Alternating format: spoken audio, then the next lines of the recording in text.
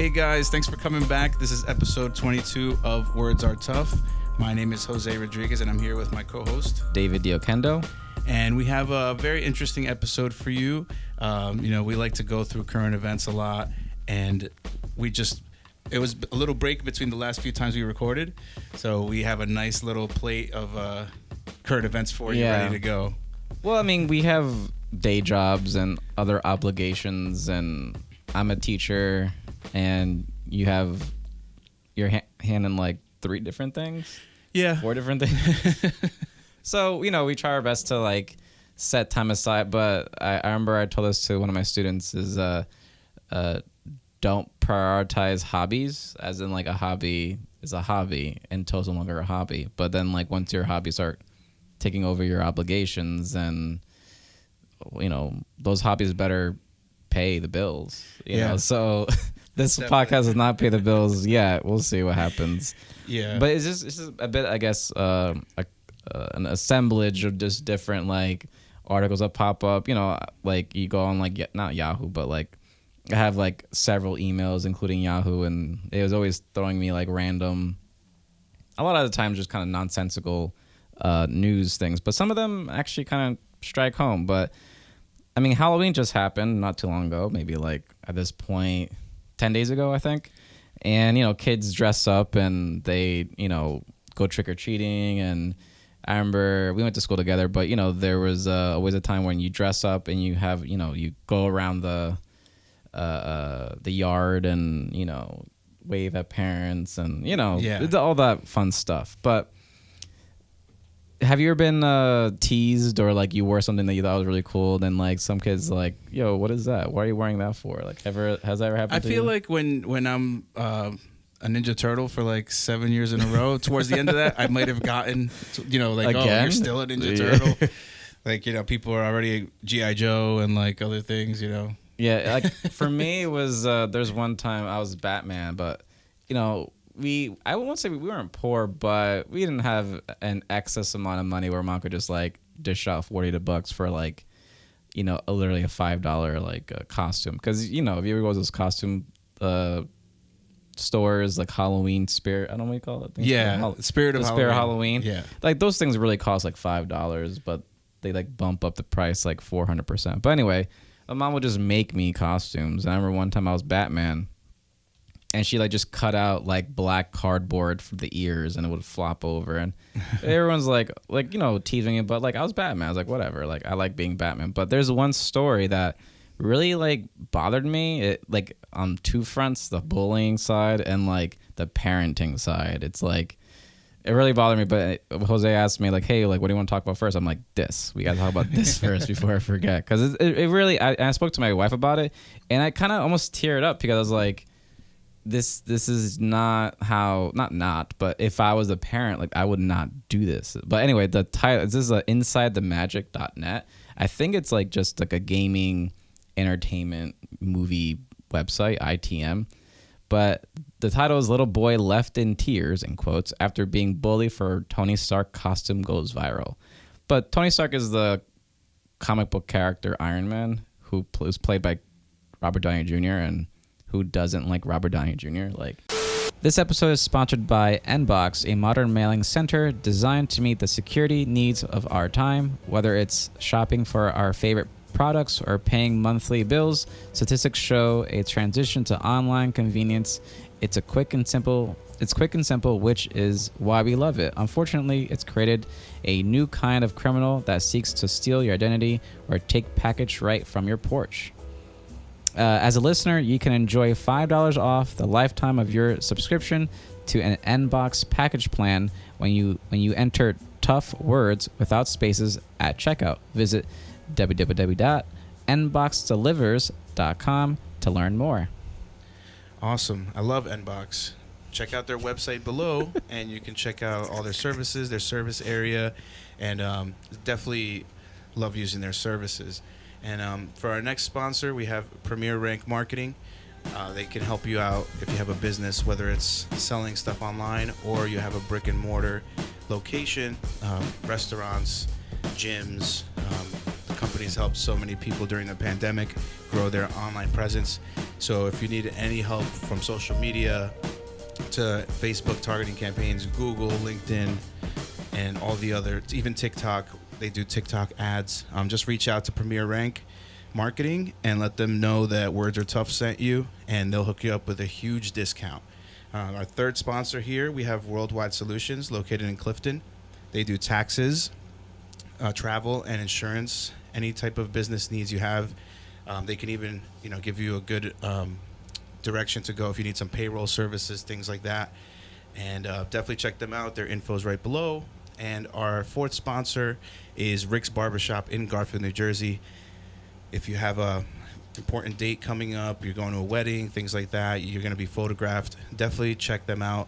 They're the most precise barbers in the area, and they'll definitely hook you up if you tell them WordsrTough sent you. Jose and David just mention those names, and they'll be like, no problem, right away.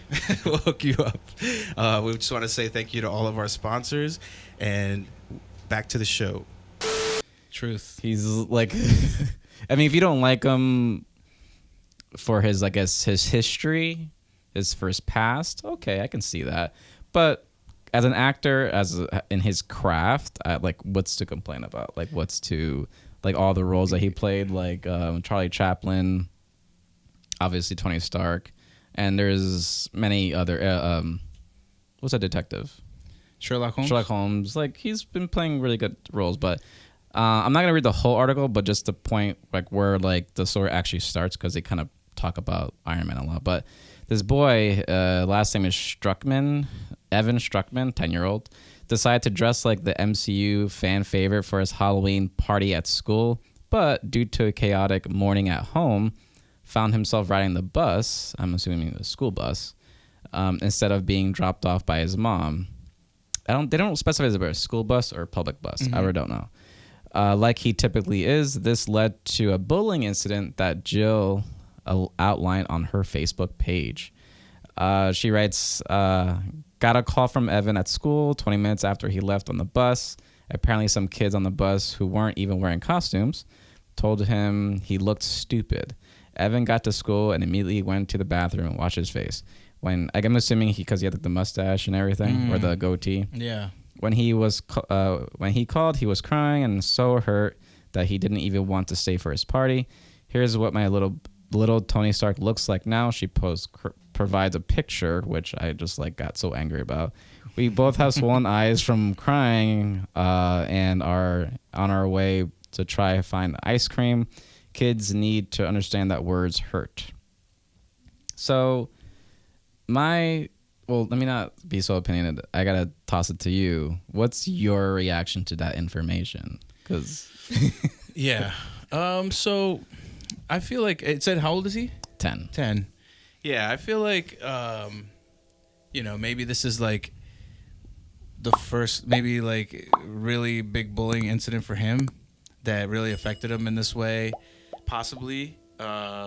Just because he called the mother and it was they went and picked him up out of school, but I feel like she was being a good mother. Some people would say it's too much to go pick him up, and it's too coddling. Yeah, it was you gotta let him take that and kind of learn how to deal with it himself a little bit. Yeah, I mean, I'm gonna pause reading this for now, but my immediate instinct was, obviously bullying is bad, but I don't know about you, but I remember when I was a kid, when someone bullied you, you just bullied them back. I mean, it's not okay, but it was oh, you said this to me, I'm going to say that to you. And it was just this back and forth, and before you know it, you're actually kind of friends. It's this weird thing, and even especially with fights, physical fights, this is how boys tend to be, at least when I was a kid, where you had an issue with somebody and sometimes you had a fight, you had a little scuffle, and a lot of times afterwards you kind of were just buddies. It was this weird, you didn't, almost similar to watching any boxing or MMA, where you see guys that really don't like each other at the end of the fight actually shake hands and hug it out, whether it be just for show, but for that moment they're okay, you're cool, we kind of hashed it out. Yeah. Is that the best way to figure out bullying? No, but I'm just going based on my like life experience. But for me, like I would have just told the kid, listen, I know you're upset. You were excited to be Tony Stark.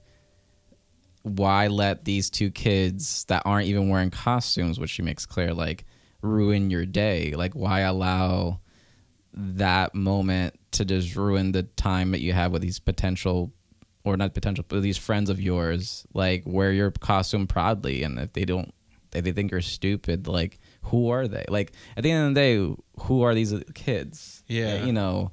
So I mean, again, this is assuming, because I'm not a dad yet. Like if I were a dad, I would assume I would say that, but I don't know. Maybe I'll be like a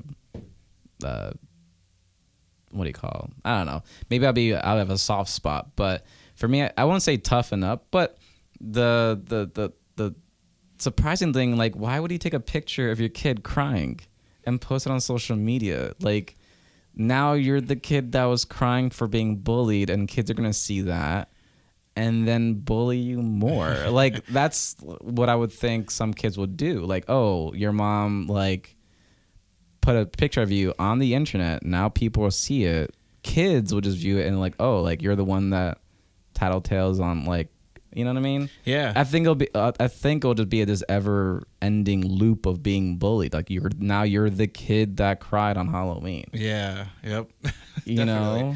Yeah, and I remember just recently, like before that, there was a mother that got in like really hot water online for posting a picture of her kid crying too, like using it kind of like for views, you know, like then it goes into that aspect. And there's that kind of narcissism of like, there's some people that I don't know the correct word, but they I'm not accusing this mom for doing this, but I'm saying this does happen where like some people, they'll put out posts to get that empathy, and they get like a dopamine hit from the empathy. Yeah. I mean, it goes to extreme where like, you know, to extremes where like parents literally are hurting their kids. Like, you know, there's a word for it. My wife told me about the word, but like parents doing that to their kids, like, which is terrible. Mm-hmm. She's not doing this. I'm pretty sure she's not doing this, but like I wouldn't post a picture of my child's face crying and it's like, now we're gonna go have frappuccinos or something. Let me continue the story. But she says, fortunately, the little boy and his mom had a heart-to-heart over Starbucks frappuccinos. I'm assuming I'm hoping she spoke about the whole like, don't let this ruin your day kind of thing. Mm-hmm. And Evan ultimately decided to return to school for his party. In a post that has now been shared over 30,000 times, Jill shared an update about her resilient little boy, writing, if you've seen my post this morning, you know what a roller coaster it has been. I have an update that I would like to share. After going to Starbucks and talking through his feelings, Evan decided he didn't want to miss his school party, so he went home, redid his awesome makeup, and matched right back into school. Well, matched? I think she meant marched. He ended up getting that ride he wanted after all. He also learned some valuable lessons today. Thanks for all the sweet words and offers to beat up 10-year-olds. LOL. I appreciate you all. Like I agree with the mom. I just don't agree with like, hey, I'm gonna go mom to the rescue kind of thing.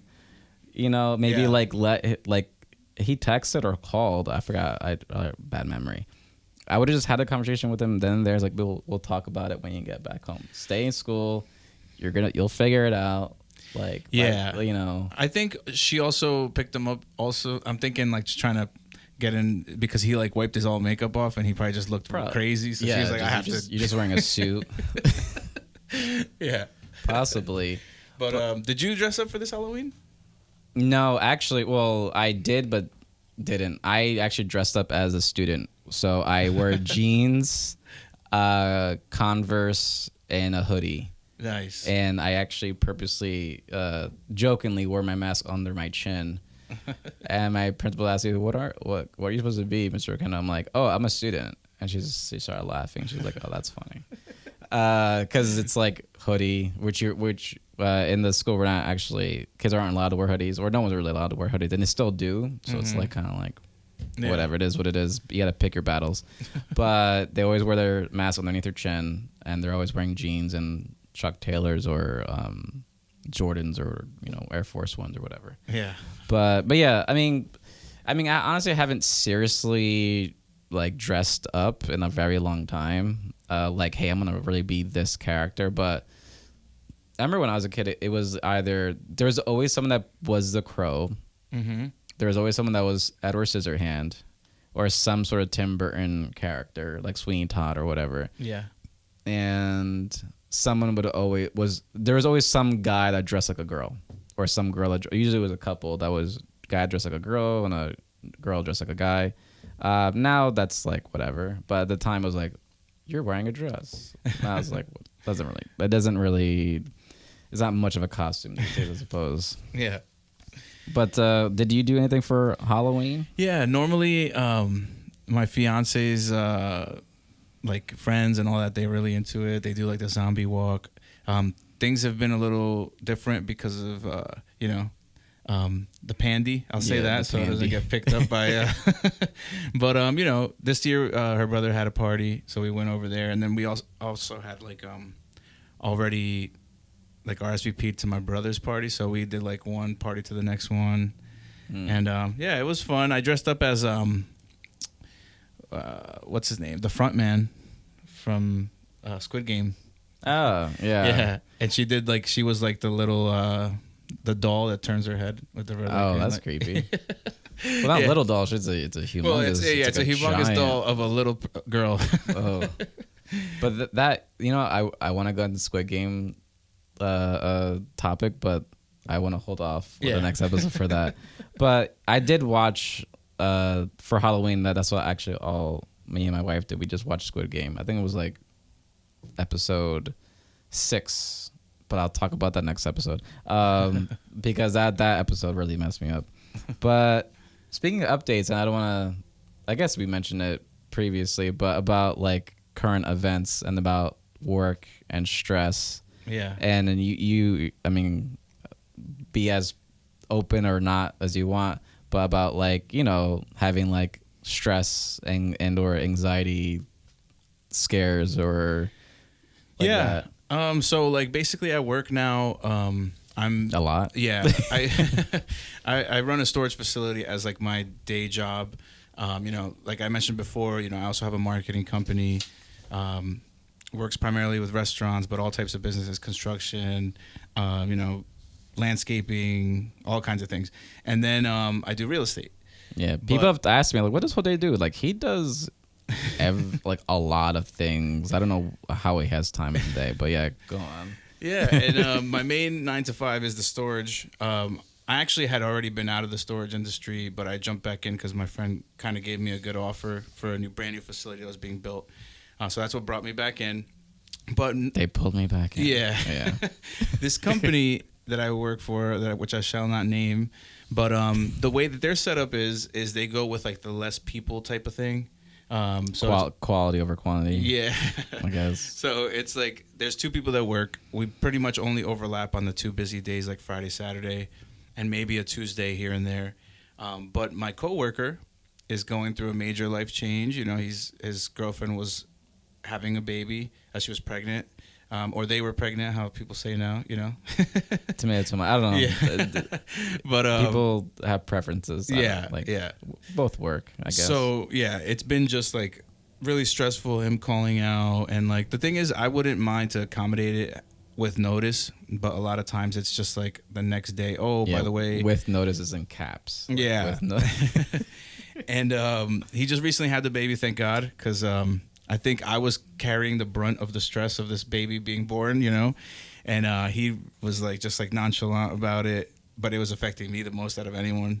So yeah, I was changing my schedule up. I ended up having to go to the doctor 2 weeks ago, and a week ago. Like I was coming home with like pounding headaches and like, kind of like eye twitching type of things that makes it kind of really make you, kind of anxious. Yeah. And then that.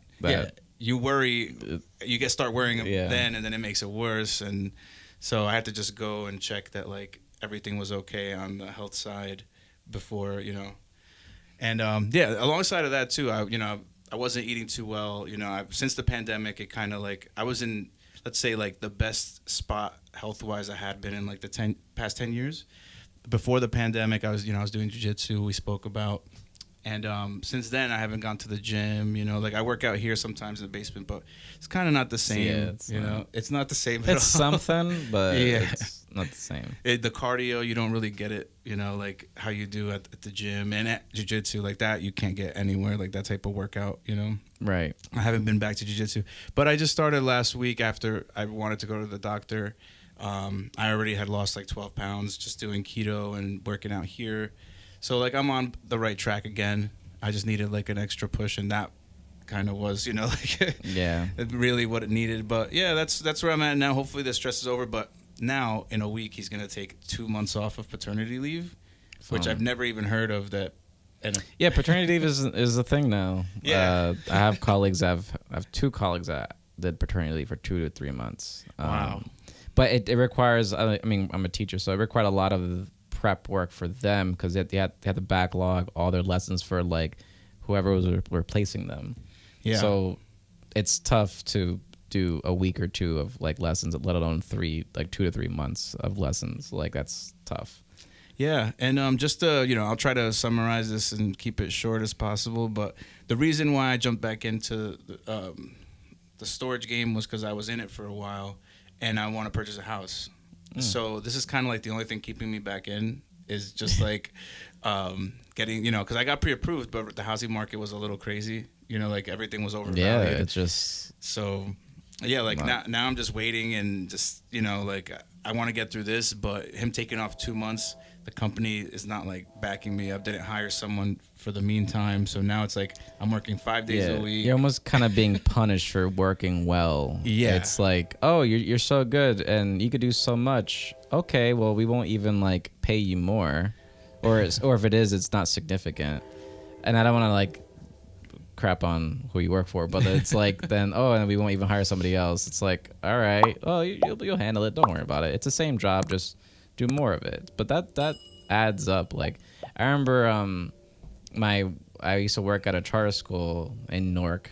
Mm-hmm. It was like a middle school / elementary school. It was 2 in 1, and I would get like heart palpitations. It was not the best like environment. Like I teach art, and there's some schools that use the art teacher as like a sub. Mm-hmm. Like, oh, like, you're only teaching 4 classes today. All right, well, can you just jump into this kindergarten or 2nd grade or 3rd grade? I'm like, what? I didn't like, oh, you just don't worry, just replace them. You'll be fine. And it's like just babysitting pretty much. But, yeah. But and it was definitely one of those schools that they did not support teachers at all. Like sometimes parents would just walk into the school and just like start just cursing you out. Wow. Like it was really, really bad to the point where kids would be like, well, tell me, like, I'm going to try to get you fired. Like, I don't like you. I'm like, what? Do you even know my name? Like, I don't like you. Like, I'm going to tell my mom on you. I'm like, I remember one time I got in trouble, in quotes, not really in trouble, but like, I was sort of, I guess, corrected because I told one kid to clean up, mm-hmm. and he didn't like me telling him to clean up, which is bizarre. Yeah. And he told his mom and his grandma, and then like, it kind of blew up in my face, and I actually ended up having to apologize. Oh, no. Like, really weird. Like, wait, why am I apologizing? Like, I asked the kid to clean up. Like, it was one of those things where, like, I'm happy I only worked in that particular school for, like, not even 2 years. Yeah. And never again. I mean, I'm hoping all those students are wonderful. I'm hoping that they have, but it was just not. I mean, I don't hold it against the students at all. It's more of like the higher ups not supporting their teachers. Like, yeah. Hey, if these kids are acting up, why aren't you giving me more support?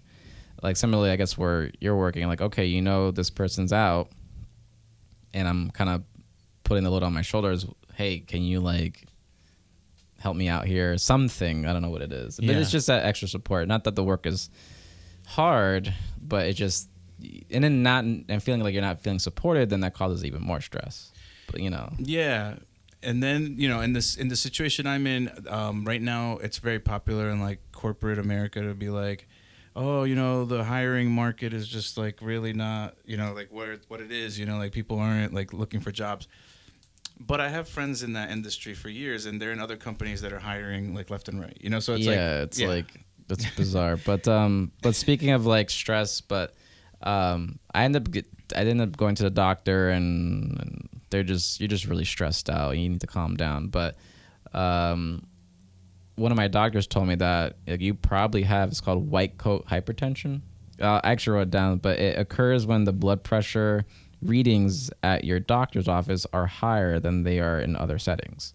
So like literally just being in an environment can cause stress. Even though I'm just sitting there waiting for a doctor, my blood pressure would just go way high. And they look at me like, but it doesn't quite add up. So they had me buy a machine, like a blood pressure machine at like CVS. It's like $40 or $50, I think. And to check my like blood pressure at home, like every morning or after workouts, whatever, for about a month, and then the readings were just completely different in the doctor's office. So yeah. But now I'm working on stress management. It's really, really important. So nice. My main way to figure out stress, other than like working out and like jiu-jitsu and all that, is there's this guy named Wim Hof. You know who he is? Yeah. They call him the Iceman. He did like all these like different like feats of running in Antarctica with like, you know, booty shorts or something. I don't know. He he did some remarkable things, but he has this breathing method, which I do pretty much daily, and I take a cold shower every morning. And just the breathing and the breathing exercises in the daily like cold showers really helps. How and all the science behind it, I couldn't tell you, but it helps me. I don't know. Maybe it's a placebo, but if it's a placebo, it works. The cold shower is like scientific. Like it adds time to your life. I think like if you routinely do the cold water, just because I think like your nervous system too gets like jolted and, you know, keeps you on your toes. But yeah, I mean, it's just to be honest, if someone's like not working out and they're stressed and depressed and things like that, I would start there. I would say that because I know that's like was one of the big spots. Like I went like from going to the gym 3 times a week and jiu-jitsu 3 times a week. Like, you know, like both. Yeah, of them. You overlap sometimes. And eating well to eating bad because we're ordering food, didn't know what was going on, you know, couldn't go to ShopRite, and then no physical activity, you know. So it's like it's like just and also when you're at home, when you're working or when I'm working, I'm too busy teaching to like snack on things. And if I'm snacking on things, like students are like, can I snack on things too? Because you're snacking on things. So normally when I'm working, I don't eat anything while I'm teaching. So but during the pandy, I was just home all day, and I'm like, I kind of want to snack on something. Just go in pantry and grab something. Yeah. I mean, it's not luckily, but I'm the type of guy that I won't look significantly different, but once you like check my blood or my blood pressure or like all these, you know, the insides aren't working as well, even though outwardly I don't look significantly different. Yeah. Which is not a good thing, because there's pros and cons of both things, but like some people like show it, like they like, you know, they gain significant amount of weight and you literally see it. And other people like me, where I can eat like burgers all day and I won't look significantly different, which is bad because then I think, I'm fine. Yeah. Because, you know, look at me, I'm just burning all this fat off. But then like my insides are like not good. I mean, I'm fine, but I don't know the right word for it, but that's definitely a thing. But yeah, definitely. But yeah, I mean, so if you guys notice a huge difference from recording session to recording session, you know why. Yeah. And yeah, we record as best as we can. But speaking of, I guess Squid Game or whatever, but you did mention or forward this story to me from the New York Post. I mean, I have criticisms towards the New York Post. Sometimes they don't quite provide the whole story, but you know, it seems like a really cool story. But it's from October 19th. But the title is "I found an Amazon folder with thousands of audio recordings from my home gadgets." Yes. Speaking of working from home, I don't know if I want to read this whole thing, but is a woman was shocked to discover just how much data Amazon has collected about her. She posted a viral TikTok video explaining how She requested to see the data, but wasn't expecting to receive so much.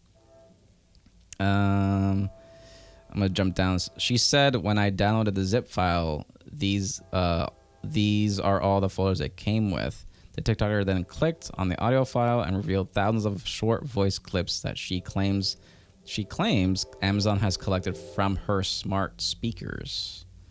Yeah, that's kind of scary. Yeah, definitely. It is. But you shared this to me. Yeah. Like, is there like, yeah, it's kind of scary. Yeah, it's something that a lot of more of the conspiracy theorist type people have known about a long time.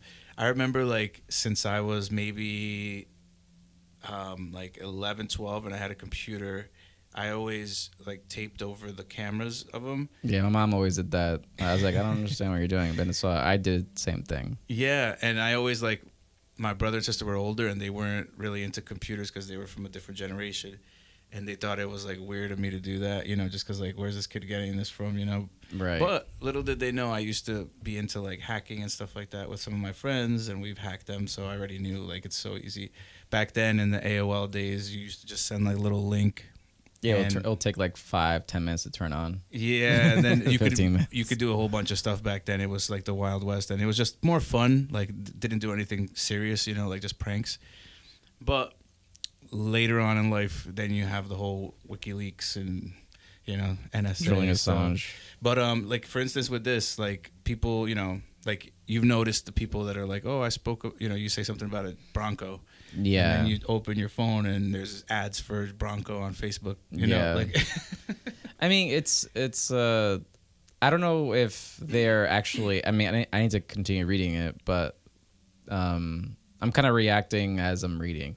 But you think that maybe there's a possibility that like, okay, maybe you're just Googling certain things and it's recording that, as opposed to what you say it, or does the voice me saying something, like if I say banana split, and I go and Google, is it gonna be an ad or something? I think those clips, just like she received them, are scanned for text, and if it's something you're talking about that the company's paying for, like almost like Google ads, but like deeper, Okay. They'll get a hit on that you were just talking about ice cream sundaes and like marshmallow. Yeah. I don't know. I have no clue, but I'm jumping down, but it says an Amazon spokesperson said, "We give customers transparency and control over their Alexa experience." That sounds so like written, like they actually have that pre-programmed. Customers can easily review and delete their voice recordings or choose not to have them saved at all at any time. Customers can import their mobile phone contacts to the Alexa app so they can use features like hands-free calling and messaging, which I don't do any of that. This optional feature, which customers need to set up, can be disabled at any time. Finally, you can grant permission for the Alexa app to use certain data, or data, whichever, such as your mobile devices, geolocation, to provide relevant results, like weather, traffic, restaurant, etc. And you can manage these permissions in the app. Yeah, but do we know that beforehand? I think it's in the long terms and conditions that we don't read. Like no one reads all that. But yeah, like I mean, I have an Alexa at home, which was my sister's, and I just play music. Just say, or I have 2 cats. Well, one's my brother's, which I take care of, and one's my wife's. And I just play like cat relaxation music. You can just say, Alexa, cat relaxation music, and then it'll play like music that cats really like. Actually, does work.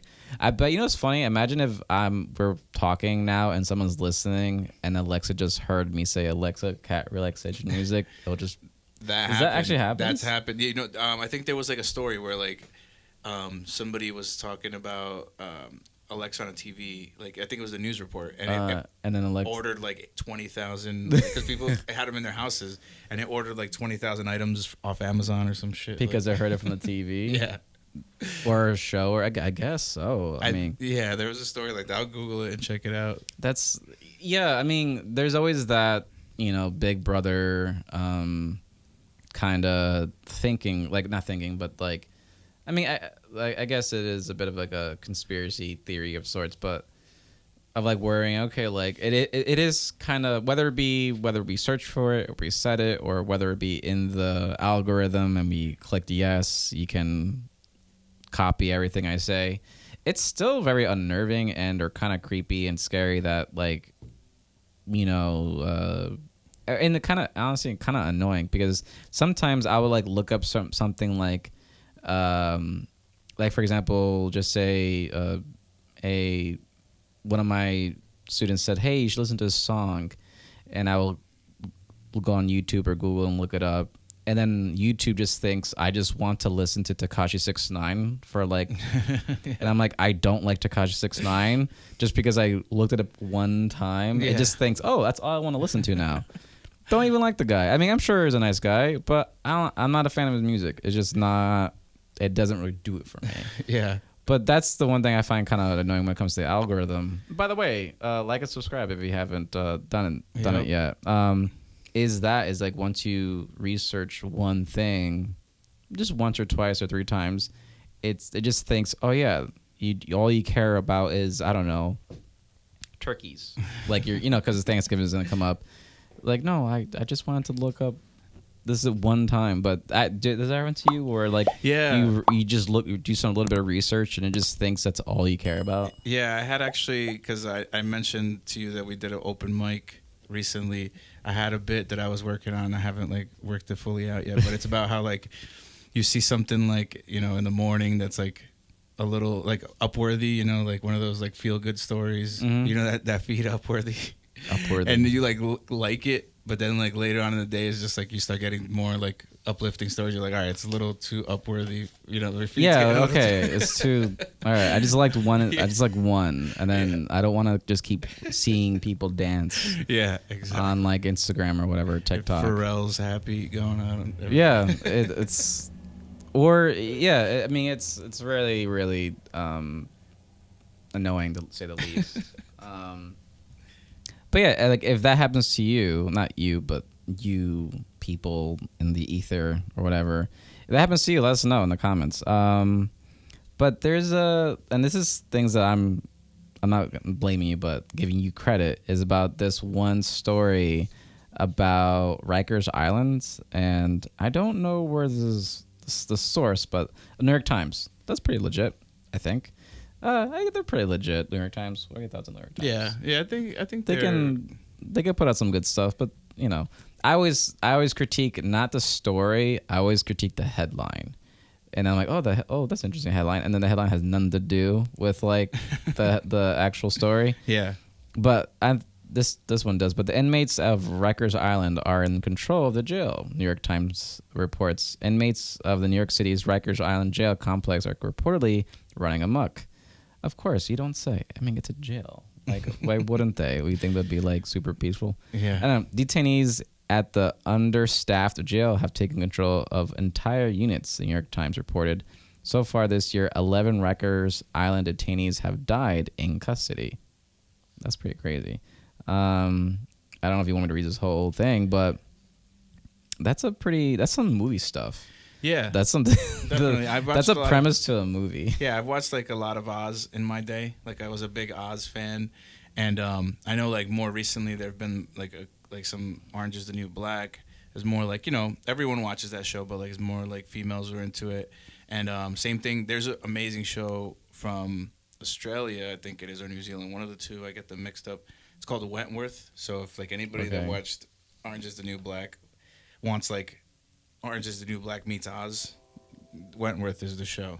And they have cool accents, too, so it's funny. But, yeah, this was totally up my alley. I was reading the article, and it said that there's, like, because they have, like, 8 buildings in Rikers. Yeah. And there's, like, entire buildings that are just, like, shut down that, like, the inmates are just running everything. Yeah, so there's, like, no guards in it or very few that even do anything. So if you get killed, you're just dead. Like all right, I guess you guys, like...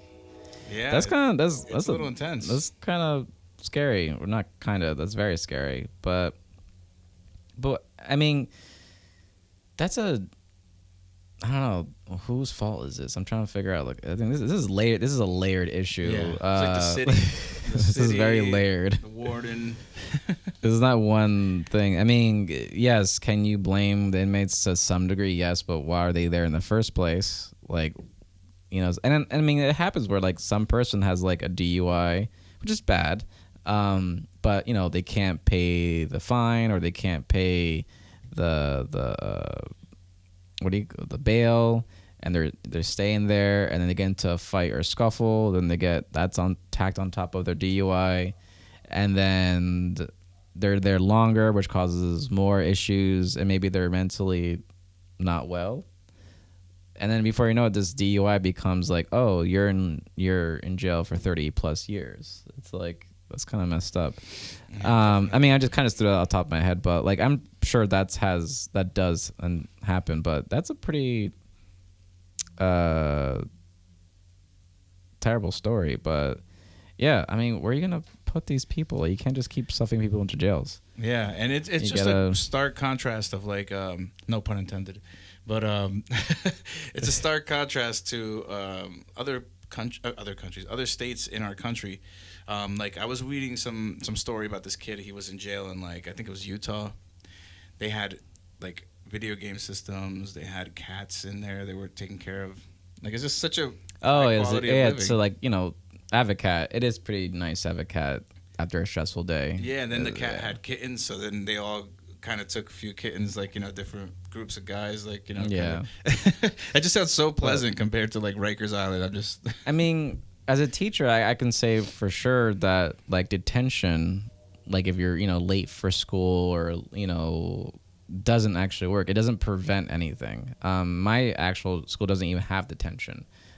We rather just have that time they would normally have and have them stay and do like meet up with their like teachers and see like what they're missing and how can they like catch up. But like just putting a kid in a room and for an hour or 45 minutes, that doesn't really do anything. They're just more mad and they won't do the work anyway. So yeah, it doesn't. Yeah, so I don't know. Like, how do you not? This is rhetorical, but like jails don't rehab people. It just makes them more. I think it makes them worse, to be honest. Yeah, it's true. I just think like the way that they like put everyone together is kind of not the right way. Like, so of course you got like some kid that was in a car and everyone had drugs on him or something like that, Mm-hmm. And then you have a guy who killed 3 people on a shooting spree in the same cell, you know what I mean? Yeah. Like, I used to teach at the Essex County Juvenile Detention Center, aka Juvie. Oh. And I used to teach art, believe it or not. So it was interesting.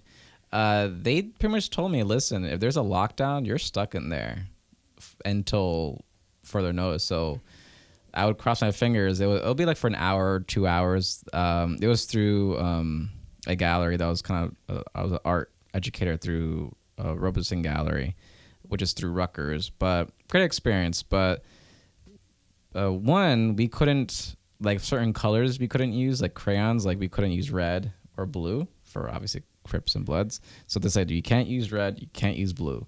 I'm like, all right. And the paper of all the crayons we have to remove because they would take the paper and use it for like, I don't know, to roll joints or something. I don't know. Oh. Or worse, like no plastics, like, plastic, it was pretty much the only thing they could use is just crayons.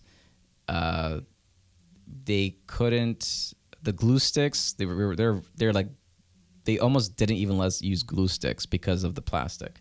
Because you can melt plastic and make it into like a shank. Yeah. Or a shiv, or what do you call it? But pretty much it was just collaging and color pencils, not color pencils, crayons. You couldn't use pencils. You couldn't use markers. You couldn't use a lot of different things. Brushes, no. It was just crayons and paper and collaging. That's all they pretty much did. But it was like, first you go to the gate, you park your car, you go to the gate, you press the button to say, what do you want? Like, they're not really nice. The guards are not nice, understandably not nice. They open the gate, you walk into this courtyard, and then you walk like maybe like 50 to 60 yards. There's a sort of like 4 doors, and you press it again and say, what do you want? I'm like, you just repeat yourself again, like, I'm so-and-so from whatever, I'm teaching art. Like, okay, come in. Then you go into a lobby, this little like vestibule, and they just say, what do you want? And I'm like, do you guys, I mean, are you, I remember one time I was like, but you're the same person I just spoke to. He's like, dude, just give me your ID. I'm like, okay, here you go. And then you go into another room with the lockers. You got to put everything into your lockers, like everything. Mm-hmm. But the silly thing is that it's one of those lockers where you got to put a quarter in. It's weird. It's like, this is not ShopRite, like, you know, where you got to put like a quarter to get your cart. And then I go to another room. You got to make change before you go. Yeah. And then I go to another room, and then they check you again, and they check and the bag of all of my. This is an experience. I did this for 2 years, like twice a week for 2 years, and then my book bag had to be clear. So just clear book bag. They look through everything. Like, okay, you're good. And then they put me into this like little library. And then the kids came in. Not the kids. They look like grown men, but they're really like 15, 16 years old. And believe it or not, the nicest kids. Like, they just want to just have time to get out of their cell or whatever. And they were pretty cool. But one kid, and the one rule, they have several rules, but one specific rule, they said to not ask them why they're there. If they tell you, fine, great. If they don't tell you, then don't pry. One kid, based on like him mentioning it or his friend mentioning it, they said, he was just sitting in the car. He wasn't even doing anything. This, blah, blah, blah. Like, a lot of profanity, obviously. And I'm like, I don't understand. And the kid said, I was just sitting in the car with friends, and I didn't want to rat them out. And he was in jail for already 2 years. He got in there when he was 14. Wow. So he was 16. And I'm like, I almost started crying because, like, that is, like, bullshit. Like, what? So everyone in the car, I don't know, was it drugs or, weapons or whatever, but something, and everyone in this car that they were in, they're kind of having a joyride. One kid had drugs or something, and they all went to jail. Wow. And for like 2 years, and he's like, he was going to be out for like, he was leaving after like a week or two after that like class. And I think the next time I was there, he wasn't there anymore. So hopefully he's good. But this is like maybe 4 years ago. So by this point, he might be like 20 or 21 years old. Hopefully he's good. Yeah. But yeah, like shout out to that kid. Yeah. Oh yeah, and like names, they said don't ask them their names unless they tell you their names. Like, they were very much like, just teach your lesson and get out. But they were really cool. But the guards didn't smile. No smiles. I would say a joke like, hey, like, you know, how's the weather? And they were not having any of it. I'm like, okay, like, let's do some art. Okay. But one particular kid, he kept asking for red. And he's like, you have any red? You have any red, like, paint, red crayons? Or anything? I'm like, I don't have any red. And he's like, yo, how you not have any red? And he started almost cursing at me. And I'm like, I don't have any red. And the guard had to like, yo, like, calm down. Like, we don't have red. Oh, so when you teach the lessons, there would always be like a guard there too? Always. Oh, yeah. Oh, there was okay. always 2 guards. Good. Yeah. I mean, they were, for the most part, other than that one incident where the kid got like upset that didn't have like red crayon, they were fine. I didn't feel threatened by them and by anyone. Do you think he was upset for the reason why you don't have a red? Yeah, possibly for some sort of gang affiliation. I mean, this is a complete side note, but like, I kind of understand why someone would join a gang. It's like, either you join the gang for protection and you have that camaraderie or that sense of like, okay, I feel safe, in quotes. Safe is such a I'm just using the word safe loosely. Or do I not, and I get beat up every single day? Like, so like when kids at 14 or 15 are joining gangs, I'm not condoning it, but I can see why. Yeah. You know. And aside from that safety factor, on top of that, you throw in that a lot of these gangs are doing things to acquire more means whether it be a good thing or a bad thing. What it offers is an opportunity for kids who don't have any opportunity to make that money. You know, so they kind of, it's almost like they got to do what they got to do, but they kind of look at it that way. And on top of that, they're safe. On top of that, they have friends. Yeah, safe. Using the word safe loosely because it's not safe to be in a gang. Yeah, safer than being alone. I guess in that neighborhood that you have no choice that you're in. And then plus the girl factor, it kind of attracts other girls that, There's a particular demographic that likes. I mean, there is this sort of not genre, but demographic of people, usually women that like really pursue relationships with men in jail. Yeah. And Big there's time. a word for it, I'm sure. There's like sites psychological, yeah, where they only date men in jail. Yeah. Mm-hmm. But what happens when you get out of jail? Do they break up or something? Like, how does that work? There's that show. What's it called? Love After Lockup. I've never heard of that. Yeah. That's a show. My friend, I still haven't watched it yet. Wow, there's a show for everything. And I've been watching a lot of videos on Vlad TV. Shout out to him. But he talks a lot of like to the gang culture and things like that. Yeah, it just kind of got me interested. Sometimes when I have to take a long drive, I'll just throw on an interview. He does a lot of videos with the mafia too. Yeah, that stuff scares me. Yeah, it's intense. I think the word of this episode is that's scary, or I think I said the word scary or scared at least 100 times. But movies like Jason, Friday the 13th, which is I think is Michael Myers, Freddy Krueger, like those movies do not scare me one bit. I'm not scared of any. To me, I find it kind of entertaining. Movies that actually legit scare me are like what's that movie that Johnny Depp played with? Who was that gang? I forget, but any movie or show with like mafia ties, yakuza, stuff like that scares me because those people are actually real. Like that, this is actually happening. Or Mexican, or like Sicario. Like that movie terrified me. Yeah, that was good. That was a good movie. Scared the bejesus. I still haven't watched the second one. Have you watched the second one? I did. Was it good? I liked it. Nice. Yeah. Benicio del Toro scares me. He's a great actor, but almost like Denzel Washington. Like I don't know, is it eyelids? I can't tell what they do, but like it has to do with the eyes. Like they're pulling from like a very dark place to play these characters because you can't fake that. Like Benicio del Toro, like legit, like in Sicario, both of them, but the first one specifically, like the way he's. I mean, if you haven't seen it, go watch it. But the ending where he sits at the table, just so casually with like, and you're kind of rooting for him, but you're terrified of him at the same time. But yeah, movies like that, Whitey Bulger. That's the movie. That's not the movie, but Johnny Depp plays Whitey Bulger, and I forgot what movie. It's not called Whitey Bulger, but that guy was alive. When the movie, like, I don't know, like that guy. I think he's still alive. No, Whitey Bulger. No, he died. He got killed in jail. In jail, right? Yeah. But imagine just being like 60 or 70 years old and finally getting caught. It's like. Black Mass, it's called. Sorry. There you go. Yeah, Black Mass. Yeah, that was good.